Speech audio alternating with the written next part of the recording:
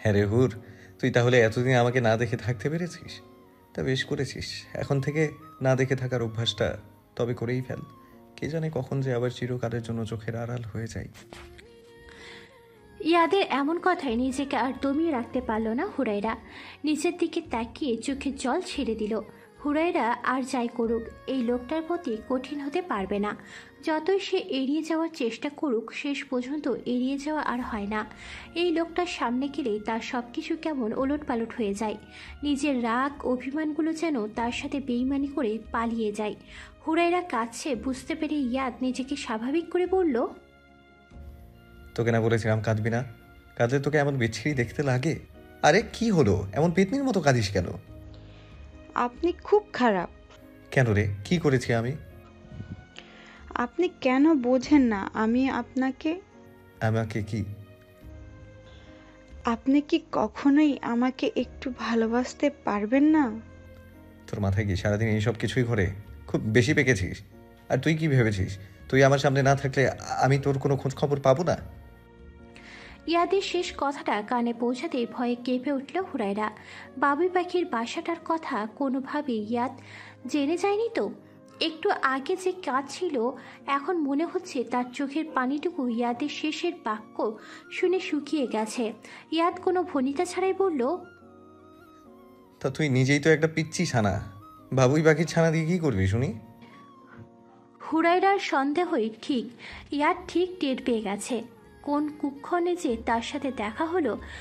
আর ভয় হলো ইয়াদ না জানি ছানাগুলোকে ফেলে দেয়। মনে সন্দেহ নিয়ে হুরাইরা একবার ইয়াদের দিকে তাকায়, ইয়াদকে বোঝার চেষ্টা করে। ইয়াদের গভীর চোখের দৃষ্টির দিকে তাকিয়ে আর কিছু বুঝতে বাকি রইল না হুরাইরার। অজান্তেই পুনরায় সেই চোখের পানি ছেড়ে দিল। কাঁপা কাঁপা কণ্ঠে বলল, আসলে ওই যে আসার সময়। হ্যাঁ, তোকে আর ব্যাখ্যা করে এসব বলতে হবে না। তুই কি ভেবেছিস তুই না বললে আমি জানতে পারবো না? যাই হোক শোন, বাবুই পাখির বাসাটা আমি সরিয়ে নিয়েছি। আর হ্যাঁ, তোর কত বাবুই পাখির বাসা আছে এবার আমি দেখব। মানে? মানে ওই যে শাপলা পুকুর পাড়ে যে বড় বড় তালগাছ আছে, তোকে সেগুলোর আগায় নিয়ে বসিয়ে দেবো।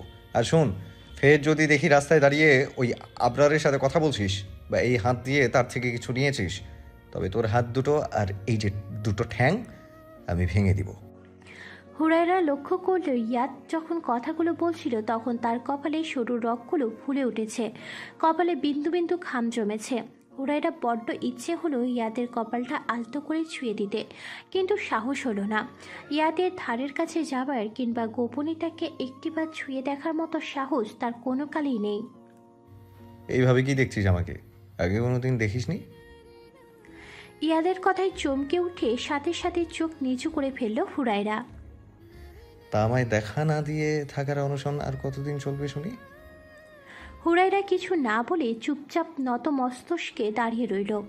ইয়াদ হুরাইরার দিকে তাকিয়ে কিছু একটা পর্যবেক্ষণ করে বলল, যার সান্নিধ্যে লাভের আশায় নিজেকে গুটিয়ে নিতে চাইছিস, সে আদৌ তোর সান্নিধ্যে আসার যোগ্য কিনা সেটা ভেবেছিস কখনো? হঠাৎ ইয়াদের মুখে এমন কঠিন বাক্য শুনে বিস্মিত চোখে তাকালো হুরাইরা। ইয়াদের কঠিন কথার মানে সে কোনো কালেই বুঝতে পারেনি, আর আজও নয়। সে শুধু একরাশ হতাশা নিয়ে চেয়ে রইল। ইয়াদ তার দৃষ্টি দিকে নিবদ্ধ করে বলল, এই কয়দিনে বেশ রোগা হয়ে গেছিস। তাতে আপনার কি? আমার বিশেষ কিছু নয়। তবে বলছেন কেন? আমি শুকিয়ে যাই কিংবা মুটিয়ে যাই তাতে তো আপনার কোনো কিছু যায় আসে না। আপনি তো আমায় আর ভালোবাসেন না। যদি ভালোবাসতেন তবেই তো আপনার কিছু যায় আসতো। বলতে বলতে হুরাইরার চোখ ছলছল করে উঠল। ইয়াদের এমন কঠিন কঠিন কথা আর এমন কঠোর ব্যবহার ঠিক হজম করতে পারছে না সে। এই যে সে এতদিন অভিমান করে ইয়াদের কাছ থেকে নিজেকে দূরে সরিয়ে রেখেছিল, তা নিয়ে ইয়াদের মধ্যে কোনো হেলদোলই নেই। তার অনুপস্থিত যে ইয়াদকে খুব একটা পীড়া দেয়নি, সেটা দেখে হুরাইরার মন যেন আরও ভেঙে গেল। অন্তর্করণে ঝড় বয়ে গেল। কান্নাগুলো সব দলা পাকিয়ে বেরিয়ে আসতে চাইল। অনেক কষ্টে সেটা চাপিয়ে রাখতে চেয়েও লাভ হলো না, শেষে কেঁদে ফেলল। তুই এত ছিচকাঁদুনে হলি কি করে বলতো? কথায় কথায় গাধিস। ইয়াদের কথার কোনো জবাব না করে নাক টেনে টেনে কেঁদে চলেছে হুরাইরা। ইয়াদ কিছু না বলে মুচকি হেসে হাত বাড়িয়ে অনেকটা তাকে নিজের কাছে টেনে নিল। আকস্মিক ঘটনায় হুরাইরা চমকে গেল। খানিকটা বিস্ময় আর অবাক হয়ে ছলছল চোখে ইয়াদের দিকে তাকিয়ে রইল। ইয়াদ সেদিকে পাত্তা না দিয়ে হুরাইরাকে নিজের বুকের সাথে মিশিয়ে নিয়ে বলল, যখন অভিমান করে নিজেকে আমার কাছ থেকে দূরে সরিয়ে রাখতে পারবি না, তখন চেষ্টা করতে গেলি কেন? আপনি আমার ভালোবাসা কেন বোঝেন না? বললাম তো, ভালোবাসা বলতে কিছু হয় না, যা হয় তা শুধু ক্ষণিকের মোহ। কথা শেষ হওয়ার আগেই এক ঝটকায় নিজেকেও ইয়াদের কাছ থেকে সরিয়ে নিল হুরাইরা। বলল, আপনি কখনো কারো মনের গভীরতা বুঝতে পারবেন না সেখানে প্রবেশ করতে। কারো মনের গভীরতা বুঝতে হলে হৃদয়ের প্রয়োজন। কিন্তু আপনি তো একজন হৃদয়হীন মানুষ। আপনি কি করে বুঝবেন ভালোবাসা আর মোহর পার্থক্য কোনটা আসলে কি? হুরাইরার এমন কড়া কথায় যেন থম মেরে গেল ইয়াদ। এই কয়েকদিনে হুরাইরার মাঝে অমূল পরিবর্তন চলে এসেছে। ইয়াদ ভাবতেই পারেনি হুরাইরা তার চোখে চোখ রেখে কথাগুলো বলতে পারবে। খুব কথা শিখে গেছিস সুর। বাহ, এই কয়দিনে দেখছি নিজের ভালোই উন্নতি করেছিস। প্রচণ্ড রাগে কিরমির করে বলল ইয়াদ। হুরাইরা তৎক্ষণাৎ বুঝতে পারেনি রাগের মাথায় সে কী বলে ফেলেছে। ইয়াদ তাকে এক ঝটকায় হুরাইরাকে কাছে টেনে এনে বলল, তোর খারাপ হোক সেটা আমি কখনো চাইনি, আর চাইবো না। কতটুকু বয়স হয়েছে তোর? লজ্জা করে না এই বয়সে ভালোবাসি ভালোবাসি বলে বেড়াতে?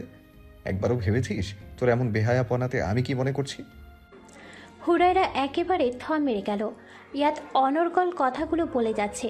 বেশ খানিকটা সময় পর হুরাইরা নিজেকে ইয়াদের কাছ থেকে ছাড়িয়ে নিয়ে বলল, তবে আমার প্রতি আপনার কিসের এত অধিকার বোধ? কে হই আমি আপনার? কেন আমার জীবনের প্রতিটা ক্ষেত্রে প্রতিটা জিনিসের উপর হস্তক্ষেপ করেন? আমি কি আপনাকে সে অধিকার দিয়েছি নাকি আমার মা বাবা দিয়েছে? এই যে বাবুই পাখির বাসা, সেটা বা আপনি ফেলে দিয়েছেন কেন? আমার না হয় মূল্য নেই আপনার কাছে, আমার ভালোবাসাও তো নেই, কিন্তু আমার শখ, আমার ইচ্ছেগুলো, সেগুলো। ইয়াদ চোয়াল শক্ত করে হুরাইরার কথাগুলো শ্রবণ করছে। সে বিশ্বাস করতে পারছে না হুরাইরা তাকে এইভাবে কথাগুলো বলতে পারছে। তবে হুরাইরার মুখের দিকে তাকিয়ে বুঝল হুরাইরা এখন নিজের মধ্যে নেই। তার জ্ঞান লোপ পেয়েছে। মেয়েটা সত্যি প্রেমে অন্ধ হয়ে গেছে, যার ফলে সে কাকে কি বলছে বুঝতে পারছে না। ইয়াদ নিজেকে কিছুটা শান্ত করে হুরাইরার দিকে এগিয়ে গেল। মেয়েটা বড্ড অবুঝ। তার সাথে এমনটা করা হয়তো তার নিজেও ঠিক হয়নি। নিজের দুর্বলতা ঢাকতে বারবার মেয়েটাকে কষ্ট দিয়ে ফেলে সে। তবে হুরাইরাও কম কিসের। কেন সে জেনেও কেন তার কথার অবাধ্য হয়। আসরে নামাজ আদায় করে মসজিদ থেকে বের হয়ে ইয়াদের মুখোমুখি হলো স্বামীর। ইয়াদকে দেখে সে ঠোঁট প্রসারিত করে কয়েক কদম এগিয়ে এলো। হাত বাড়িয়ে বলল, হ্যালো মিস্টার রিয়াদ। পাকাপাকিভাবে গ্রামে থাকার প্ল্যান আছে নাকি? স্বামীর আর একবার ঠোঁট প্রসারিত করে দুই হাত প্যান্টের পকেট গুজে ছোট্ট শ্বাস ফেলে বলল, এইরকম তাই, কিন্তু আমার মনে হচ্ছে আপনি অলরেডি প্ল্যান সাকসেসফুল করে ফেলেছেন। ইয়াদ বিনিময়ে মুখে লম্বা হাসির রেখা ফুটিয়ে বলল, ইতিমধ্যে তাহলে নিউজ পেয়েই গেছেন? What not mister Riyad. By the way, শুনলাম আপনার পার্সোনাল সেক্রেটারি মিস আরও নাকি আসছে। সেটাও মনে হচ্ছে আপনার অজানা নয়। এত কিছুর খবর যখন রাখেন, এটাও পেয়েছেন নিশ্চয়ই। তা অবশ্য ঠিক। নামাজ পড়েছেন? জামায়াতেই পড়েছি। চলুন সামনে যাওয়া যাক। পাশাপাশি হাঁটতে হাঁটতে বেশ খানিকটা পথ এগিয়ে হুরাইরাদের বাড়ির রাস্তার কাছে এসে পৌঁছালো দুজন। স্বামীর বার কয়েক এদিক সেদিক তাকিয়ে ইয়াদের উদ্দেশ্যে বলল, মিস্টার রিয়াদ, আপনি তাহলে প্রজেক্টটা হাতছাড়া করছেন না? প্রশ্নই উঠছে না। আপনি কী নিয়ে খেলা করছেন বুঝতে পারছেন তো? সেটা বুঝার বিশেষ কোনো আবশ্যকতা আছে বলে এই মুহূর্তে মনে হচ্ছে না। আপনি বড্ড জেদি। সেই বিষয়ে কোনো সন্দেহ নেই। ওল ডান মিস্টার ইয়াদ ইয়াতেসন। বাই দ্য ওয়ে, আগামীকাল আমি একটা নিউ প্রজেক্ট শুরু করতে যাচ্ছি, আর সেটা নিয়ে একটা ছোটোখাটো পার্টির আয়োজন করেছি। আশা করি সেখানে উপস্থিত থাকবেন। সাথে মিস্টার ইশরাক এবং মিস্টার নাবাদাতকে দেখেও নিতে ভুলবেন না। অবশ্যই। ওকে, আজ আসছি, আগামীকাল তাহলে দেখা হচ্ছে। Bye, see you. স্বামীর চলে গেলে ইয়াদ পুকুর ঘাটে এসে আয়েশি ভঙ্গিতে বসল কিছুক্ষণ। সেখানে বসে ইনান আর হুমাশা আরও দুজন সহ ক্যারাম খেলছে। ইয়াদকে দেখে হুমাশা খুশি হয়ে বলল, তুমি আমার হয়ে খেলবে ইয়াদ ভাইয়া? খেলা যায় তবে? যদি খেলি আমায় কিন্তু পেয়ারার ভাগ দিতে হবে। ইয়াদ বলার সাথে সাথেই হুমাশা রাজি হয়ে গেল। পুকুর পাড়ে ক্রাম খেলা বেশ জমে উঠেছে। ইনান ক্রাম খেলায় বেশ পাকা। হুমাশা আর ইয়াদ এদিকে, ইনান আর ওপাশের বাড়ির ফাইসাল এইদিকে। হাতে গরম গরম সিঙ্গারা নিয়ে হুরাইরা পুকুর ঘাটের দিকে এগিয়ে আসছিল। ইয়াদকে সেখানে দেখে থমকে দাঁড়িয়ে গেল সে। ইয়াদ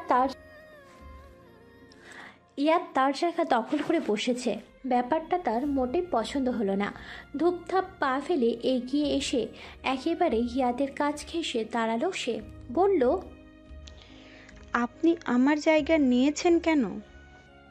ইয়াদ হুরাইরার দিকে না তাকিয়ে খেলায় গভীর মনোযোগ রেখে বলল, জায়গা কি তোর নাম লেখা ছিল? কই, আমি তো দেখতে পাইনি। এখানে আমি বসেছিলাম, একটুখানি উঠে যেতে আপনি এসে জায়গা নিয়ে নিলেন। উফ মেজদি, এমন করছো কেন? ইয়াদ ভাই আমার দলের হয়ে খেলছে, তোমার চেয়ে ভালো খেলছে, দেখবে আজ আমরাই জিতবো। কুচুটে মেয়ে কথাকার, তোকে তো আমি। মেজদি যা তো, আমাদের খেলতে দে। শয়তান মেয়ে কথাকার, এরপর আসিস আমার কাছে কিছুর জন্য, কচুটা দিব মনে রাখিস। বলে হুরাইরা রাগে গজগজ করতে করতে সেখান থেকে চলে গেল। ইয়াদ খেলা থেকে মুখ তুলে একবার দেখল হুরাইরাকে। ইতিমধ্যে সে অঞ্চল ছেড়ে চলে গেছে। হুরাইরা চলে গেলে ইয়াদ ইয়ানকে বলল, তোর বোন বড্ড জেদি, বুঝেছিস তো ইনান? এই মেয়ের জেদ দিনকে দিন বেড়েই যাচ্ছে। হুরাইরা মুখ ভার করে হাঁটতে হাঁটতে পুকুরের উত্তর কোণে এসে দাঁড়ালো। এখান থেকে ইয়াদকে বেশ স্পষ্টভাবে দেখা যাচ্ছে। ইয়াদের গম্ভীর্যপূর্ণ চেহারায় দাম্ভিকতার ছাপ স্পষ্ট। হুরাইরা সেই দিকে তাকিয়ে একটা দীর্ঘশ্বাস ফেলল। আজকাল ইয়াদের প্রতি দুর্বলতা একটু বেশি অনুভব করছে সে। ব্যাকুল হৃদয় বারবার ইয়াদের মনে দুয়ারগাড়ায় গিয়ে থমকে দাঁড়ায়।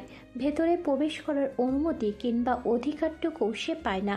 ইয়াদের মনের গভীরতায় প্রবেশ করার সাহস বা শক্তি কোনোটাই তার নেই। যে মানুষ তার মনের দুয়ারগোড়ায় পাথরের বিরাট পাঁচিল তুলে রাখে, সে পাঁচিল ভাঙবে এমন সাধ্য বা কার? ইয়াদের দিকে অপলক চেয়ে আছে হুরাইরা। তার তৃষ্ণার্ত মন এক বিন্দু ভালোবাসার ছোঁয়ায় পাওয়ার আশায় ব্যাকুল হয়ে উঠেছে। প্রেমাসক্ত মন অবাধ্য হয়ে উঠেছে অতিরিক্ত উষ্ণ প্রণয়ের আবেশ পেতে। কিন্তু কোথায় পাবে? যার প্রণয়ে সে টালমাটাল, সে তো তার অনুভূতির অনুভব করতে জানে না, বরং পরিহাসের মতো হাজারটা বিষাক্ত কাঁটার আঘাতে তাকে ক্ষতবিক্ষত করে। চৈত্রের গরম বিকেল, চারপাশে মৃদুমন্দ বাতাস বইছে। পুকুরের উত্তর কোণে বাতাসের প্রবলতা একটু বেশি থাকে সবসময়।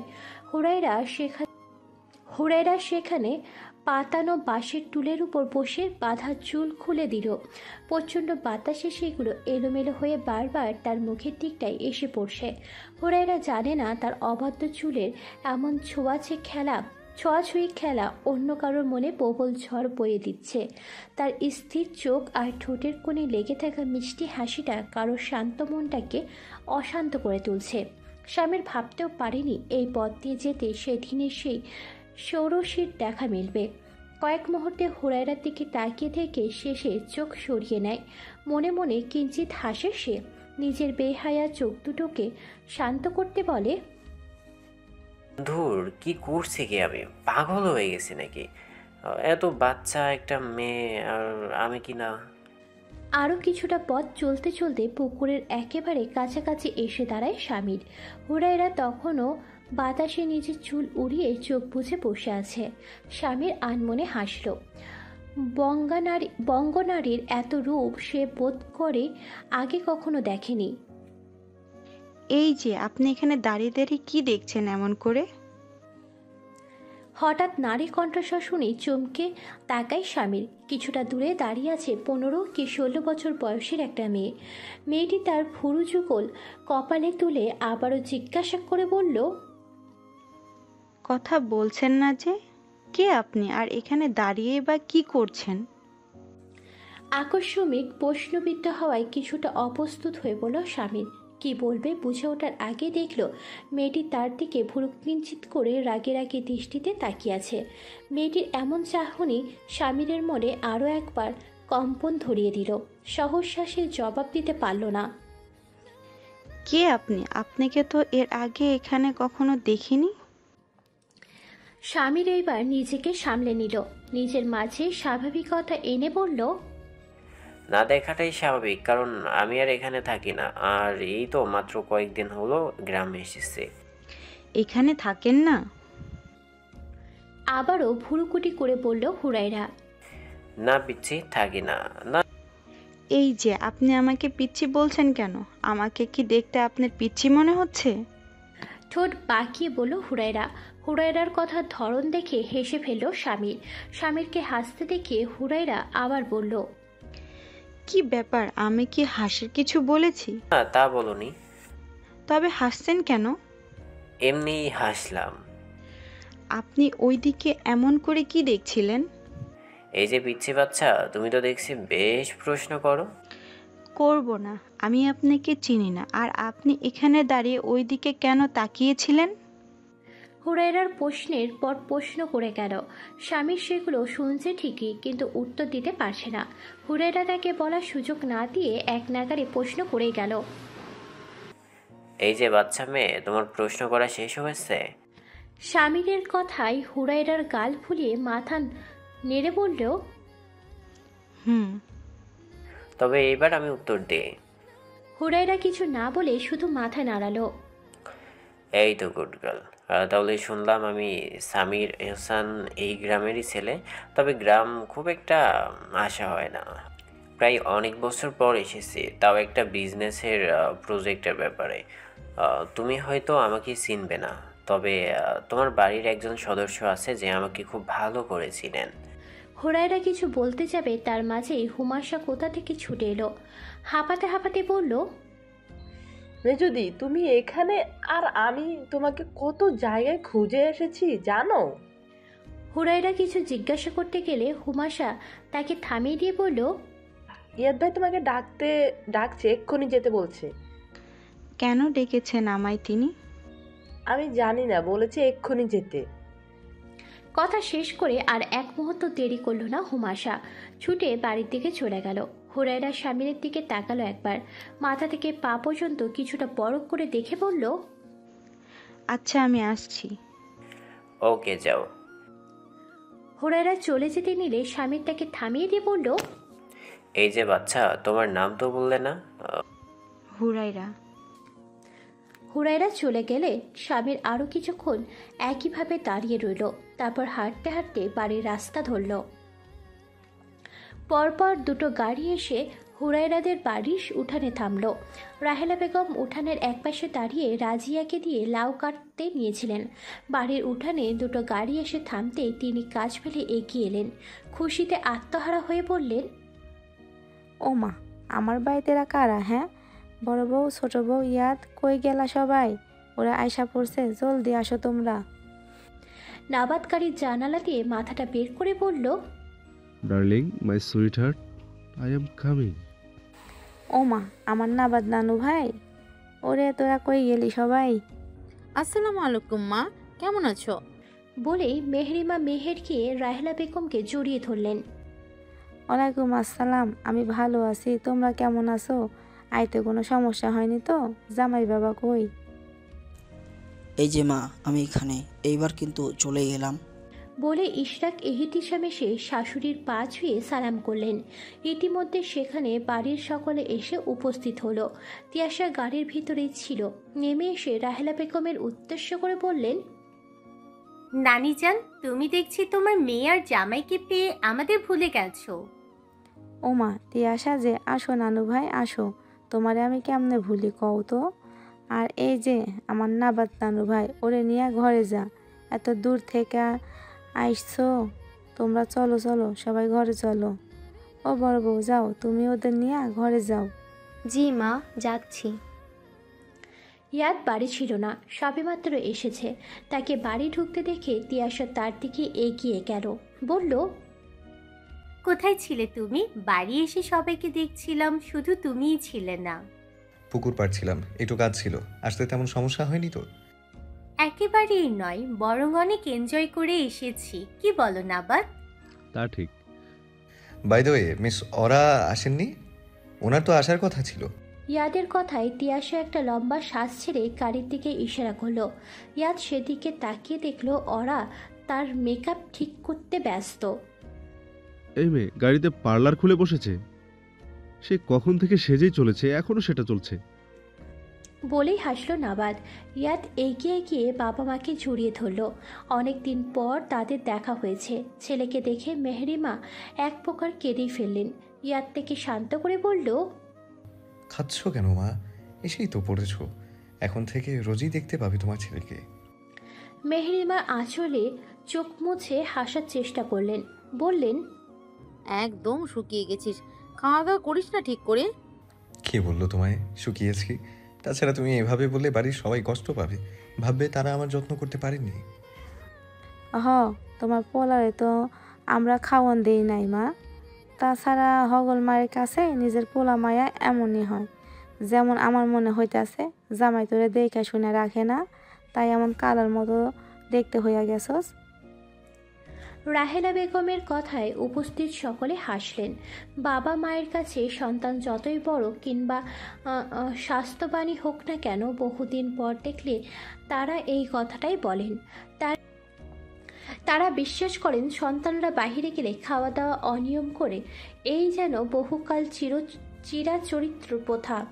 ওরা এতক্ষণ সময় ধরে মেকআপ নিয়ে এত ব্যস্ত ছিল যে কতক্ষণ আগে সে পৌঁছেছে সেটা লক্ষ্য করেনি। হঠাৎ ইয়াদকে দেখে সে আনন্দে আত্মহারা হয়ে ওঠে।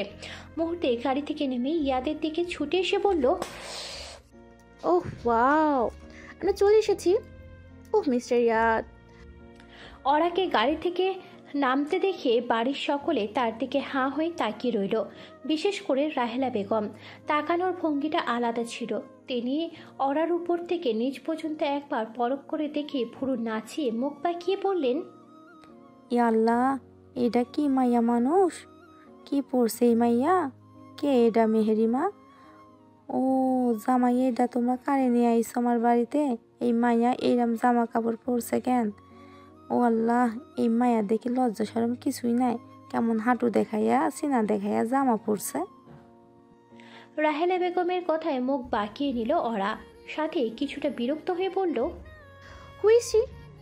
So backdated. ইয়াদ এতক্ষণ ধরে কোনো কথা না বলে এবার সে ওরাকে উদ্দেশ্য করে বলল, মিস অরা, আপনার কি কোনো সেন্স নেই? কোথায় কিভাবে চলতে হয় অতটুকু বোঝার বুদ্ধিও কি আপনার নেই? ও মিস্টার ইয়াদ, আপনার মুখে এমন একটা কথা আমি মোটেও আশা করিনি। রাগে দাঁত কিরমির করতে লাগলো ওরা। ওরার এমন বাড়াবাড়ি তার মোটেই পছন্দ নয়, বিশেষ করে তার ড্রেস আপ। আপনার বোঝার উচিত ছিল এটা কোনো হাই সোসাইটি কিংবা কোনো পার্ট নয়, এটা গ্রাম। তাতে কি আমি এটাতেই কমফোর্টেবল? ইয়াদ কিছু না বলে সেখান থেকে চলে গেল।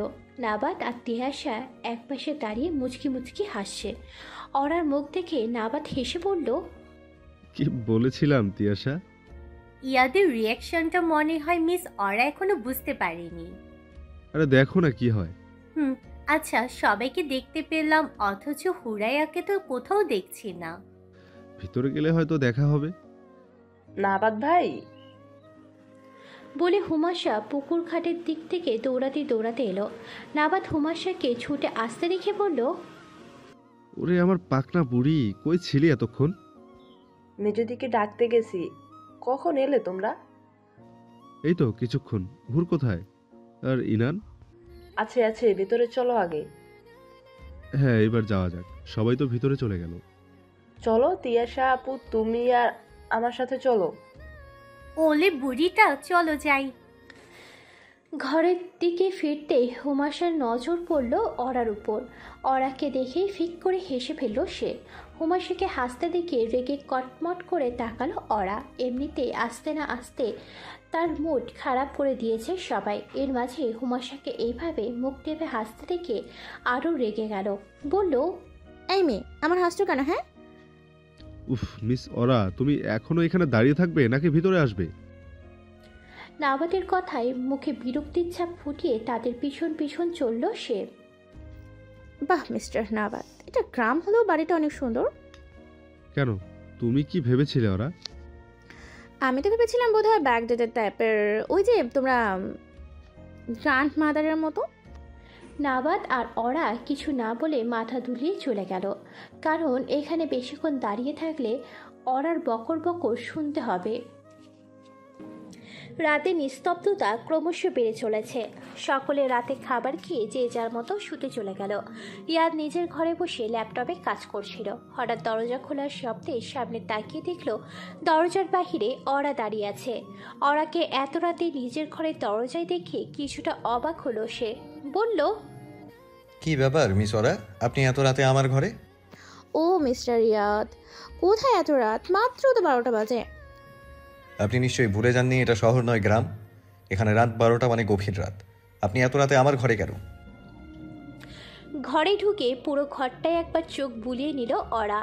ইয়াদ বেশ বিরক্ত হলো তার কর্মকাণ্ডে, তাও সে চুপ করে নিজের কাজ করে গেল। পুরো ঘরে একবার চক্কর দিয়ে ইয়াদের সামনে গিয়ে পায়ের উপর পা তুলে বসল ওরা। ইয়াদ ল্যাপটপ থেকে একবার চোখ তুলে তাকিয়ে তার গতিবিধি লক্ষ্য করল। মেয়েটা যে মোটেই সুবিধার নয় সেটা আগে বুঝতে পেরেছিল সে। সব জেনে শুনে তাকে গ্রামে আসার অনুমতি দিয়েছে ইয়াদ। অবশ্য এর পিছনে বড় একটা কারণ লুকিয়ে আছে, আর সেটা বুঝতে হলে ওরাকে চোখের সামনে রাখতে হবে। বেচারি ওরা ইয়াদ দেখেছে বলে এক প্রকার খুশিতে পাগল হয়ে গ্রামে চলে এসেছে। অথচ সে জানেই না ইয়াদ তাকে এমনি এমনি ডেকে আনেনি এত দূর পর্যন্ত। মিস্টার রাত, আপনি তো আমার দিকে নজরই দিচ্ছেন না, ঠিক করে কথাও বলছেন আমার সাথে। মিস ওরা, দূরত্ব বজায় রেখে পা নামিয়ে ঠিক করে বসুন। ভুলে যাবেন না আমি আপনার বস। তাছাড়া আপনার সাথে আমার কাজের বাইরে বিশেষ কোনো কথা আছে বলে মনে হয় না। আর এত রাতে তো নয়, রাত অনেক হয়েছে, যান নিজের ঘরে যান। আর হ্যাঁ, এরপর আমার ঘরে ঢুকতে অবশ্যই অনুমতি নিয়ে ঢুকবেন। এভাবে হুটহাট কেউ আমার ঘরে ঢোকাটা আমি পছন্দ করি না। কিন্তু ইয়াদ ল্যাপটপ কোল থেকে নামিয়ে ওরার দিকে পূর্ণ দৃষ্টিপাত করে বলল, নিজের ঘরে যান, গিয়ে ঘুমিয়ে পড়ুন। সকালে অনেক কাজ রয়েছে, আমার অযথা সময় নষ্ট করবেন না। ইয়াদের ব্যবহার হজম করতে পারছে না ওরা। একটা মানুষের এতটা ইগো হতে পারে জানা ছিল না তার। মুখে কিছু না বলেও প্রচণ্ড রাগে তার শরীর জ্বলে উঠল। পুনরায় কিছু বলতে যাবে তখনই ইয়াদ চোখের ইশারায় দরজা দেখিয়ে দিয়ে বলল, শুভরাত্রি। ঘরে এসে পায়ের জুতো খুলে ছুঁড়ে ফেলে দিল। বিছানা থেকে জামা কাপড় সব মেঝেতে ছুঁড়ে ফেলল। প্রচণ্ড রাগে দাঁতে দাঁত চেপে বলল, মিস্টার রিয়াদ, নিজেকে কি মনে করেন? এত করে সেজে গুজে ওনার সামনে গেলাম আর তিনি আমাকে ভাল লাগে না। এই একটা মানুষের কাছে যাওয়ার একটা সুযোগও দিচ্ছে না। বলে মাথায় হাত দিয়ে বিছানায় বসে সে। তার মাথায় কাজ করছে না। যে উদ্দেশ্যে এখানে এসেছে তার কিছুই সফল হবে বলে মনে হচ্ছে না। একে তো ইয়াদ নিজের ধারের কাছে তাকে ঘেঁষতে দিচ্ছে না, তার উপর বাড়িতে এতগুলো লোক। মনে হতেই মাথার চক্কর খেলো ওরার।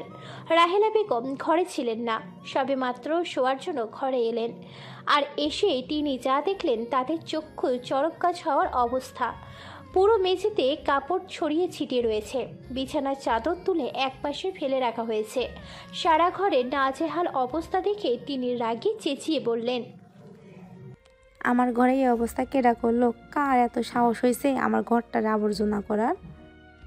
আমি করেছি। কেন, কি হয়েছে? ওরাকে দেখে রাহেলা বেগম খেকিয়ে বলল, বজ্জাত মায়া কোন খানকার? বাপ মা শেখায় নাই মুরব্বী দেখলে সম্মান দিয়ে কথা কখন লাগে? আর তুমি আমার ঘরে আসছো কেন? তোমার এই ঘরে ঢুকতে দিছে কে? এই যে বুড়ি, চেঁচাচ্ছেন কেন? হ্যাঁ, আপনার বাড়ির লোকই আমাকে এখানে থাকতে বলেছে। যেহেতু আমাকে এখানে থাকতে বলেছে তাই ঘরটা এখন আমার। আর আমার ঘরে আমি নোংরা করি না, আবর্জন করে ফেলে রাখি, তাতে আপনার কি? কি কইলি মাইয়া? তোর ঘর? খাড়া, দেখাইতাছি কার ঘর। রাহেলা বেগমের রাগী কণ্ঠস্বর শুনে পাশের ঘর থেকে হুমায়রা মালিহা ছুটে এলেন। এত রাতে শাশুড়ির চেঁচামেচি শুনে ভয় পেয়েছিলেন হুমায়রা, তাই নিজের ঘর থেকে বেরিয়ে মালিহাকে ডেকে নিয়ে শাশুড়ির ঘরে এসে উপস্থিত হলেন। বললেন, কি হয়েছে আম্মা, আপনি রেগে গেলেন কেন?